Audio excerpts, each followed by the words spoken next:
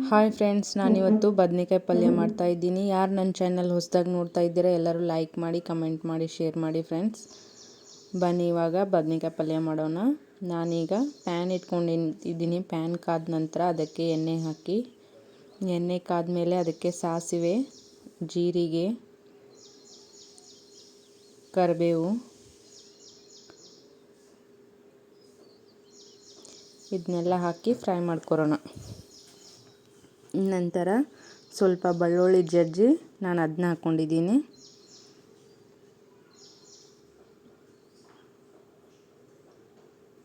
ಅದನ್ನೆಲ್ಲ ಸೇರಿಸಿ ಫ್ರೈ ಮಾಡ್ಕೊಳ್ಳಿ. ಈಗ ಅದಕ್ಕೆ ಬದನೆಕಾಯಿ ಹಾಕಿ ಫ್ರೈ ಮಾಡ್ಕೊರೋಣ.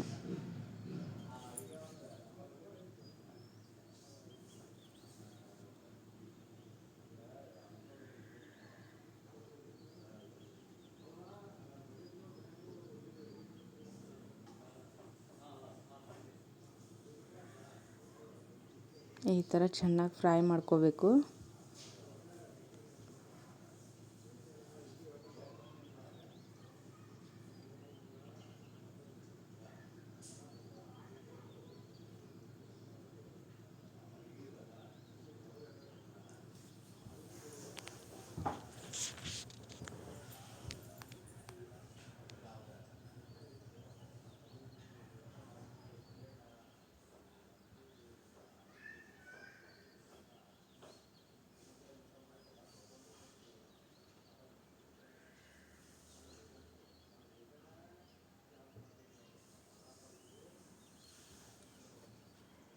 ನಂತರ ಈರುಳ್ಳಿ ಹಾಕಿ ಅದನ್ನು ಕೂಡ ಫ್ರೈ ಮಾಡ್ಕೊಳ್ಳಿ. ನಂತರ ರುಚಿಗೆ ತಕ್ಕಷ್ಟು ಉಪ್ಪು ಹಾಕಿ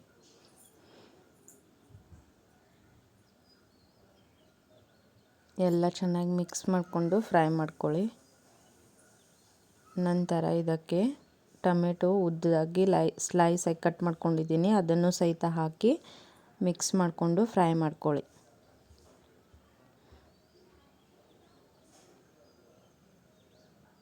ಈ ಥರ ಚೆನ್ನಾಗಿ ಫ್ರೈ ಆಗಬೇಕು ಫ್ರೆಂಡ್ಸ್.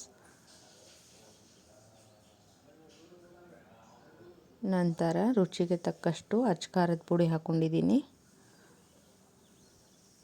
ಅರಿಶಿನ ಪುಡಿ ಹಾಕಿ ಸಣ್ಣದಾಗಿ ಹೆಂಚ್ಕೊಂಡಿರುವ ಕೊತ್ತಂಬರಿ ಸೊಪ್ಪು ಹಾಕ್ಕೊಳ್ಳಿ. ನಂತರ ಅದನ್ನೆಲ್ಲ ಮಿಕ್ಸ್ ಮಾಡಿಕೊಂಡು ಈ ಥರ ಚೆನ್ನಾಗಿ ಮಿಕ್ಸ್ ಮಾಡ್ಕೋಬೇಕು.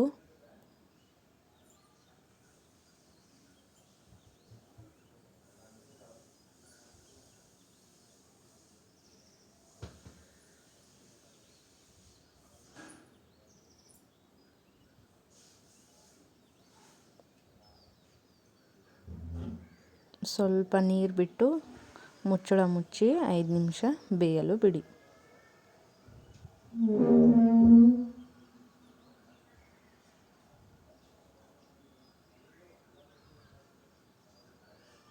ನೋಡಿ ಫ್ರೆಂಡ್ಸ್, ಬದನೆಕಾಯಿ ಪಲ್ಯ ರೆಡಿಯಾಗಿದೆ. ಈ ಥರ ಆಗಬೇಕು. ಇದನ್ನು ರೊಟ್ಟಿ ಜೋಡಿ, ಚಪಾತಿ ಜೋಡಿ, ಅನ್ನದ ಜೋಡಿ ನೆಂಚ್ಕೊಂಡು ತಿನ್ಬೋದು.